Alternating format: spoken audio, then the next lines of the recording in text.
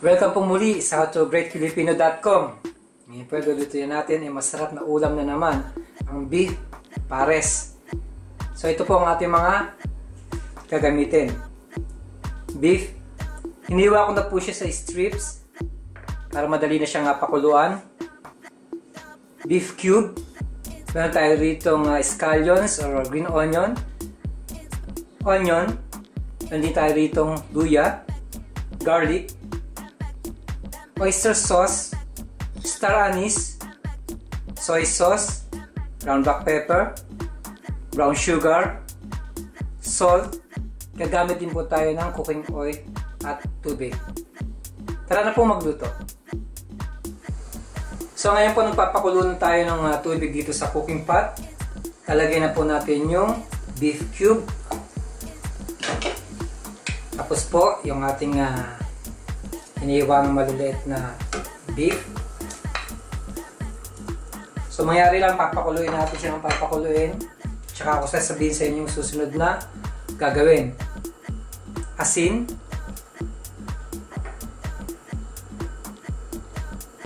paminta. Ngayon po takpan natin siya.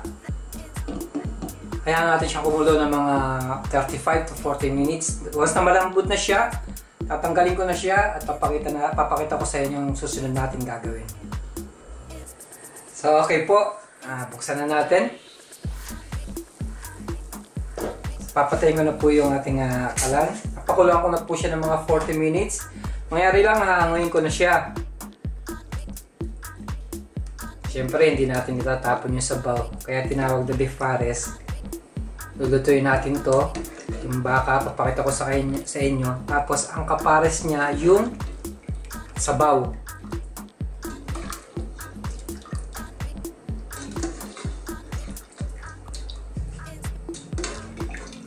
So, tanggalin lang natin siya. Tapos ito, papakita ko na sa inyo ang susunod na ating gagawin or lulutuin. Ngayon po, umpisahan natin ang paggigisa. Lagay na po ako ng frying pan. Yung mantika na rin po siya, mainit na. So, lagay na natin yung ating garlic. Sabay na rin yung ating luya.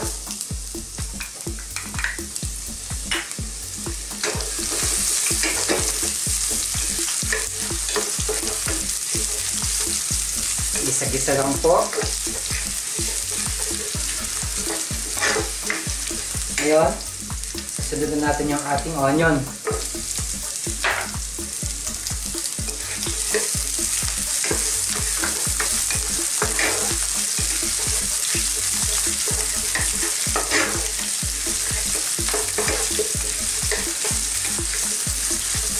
Idudulutuin lang natin ng konti yung ating sibuyas at ang bawang.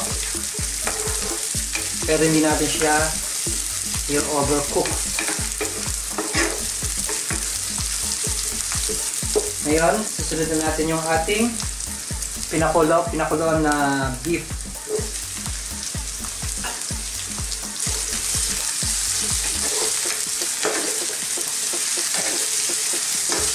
Ano lang natin.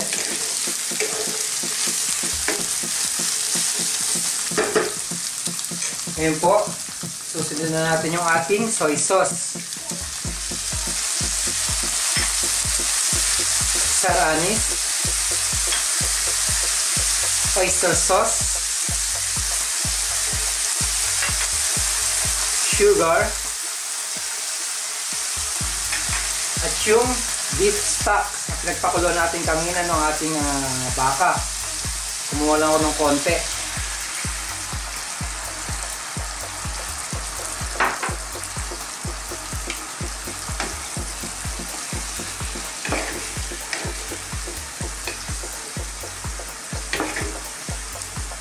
So ngayon, dahil soft na yung ating beef, sisimmer lang natin siya ng mga 30 minutes pa uli para mag-combine yung lasa.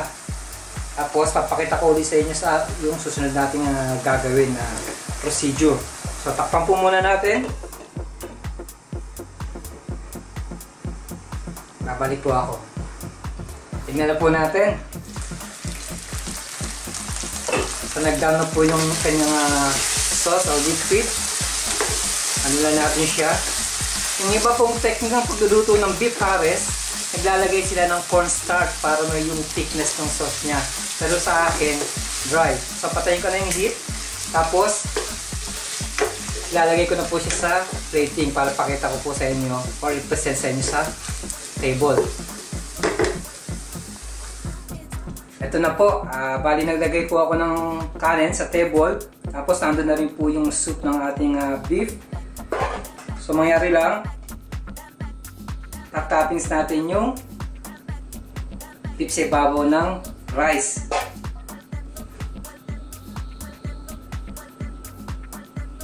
Mostly po makikita nyo itong ganitong type ng pagkain sa mga karinderya sa Pilipinas. Tapos, yung ibang beef lalagay natin sa sabaw. So, tapos, yung lalagay natin siya ng spring onion. Tapos, ready na po siyang i-serve. Ready na siyang kainin. Muli, maraming salamat sa panonood ng howtogreatfilipino.com. Mabuhay!